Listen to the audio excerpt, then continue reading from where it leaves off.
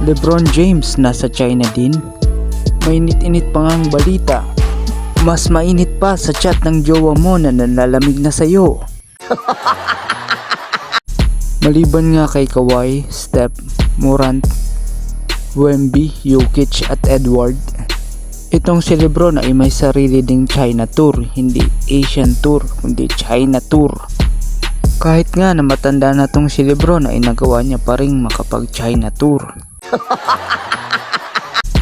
Samantala, pumunta nga itong si LeBron ng China para endorso ang kanyang sapatos na Nike LeBron 23. Hindi naman siguro ito nahirapan magsalita ng Mandarin katulad ng nangyari kay Kawhi.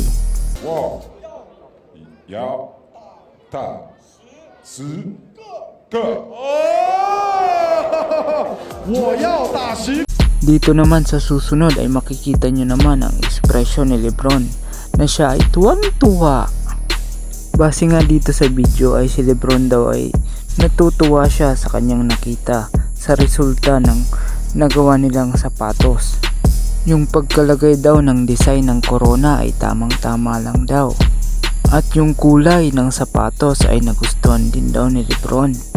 Dagdag pa niya ay meron daw na 22 na iba't ibang colorway itong LeBron Nike 23. Each colorway daw ay may iba't ibang storya na hatid para sa mga shoe enthusiast.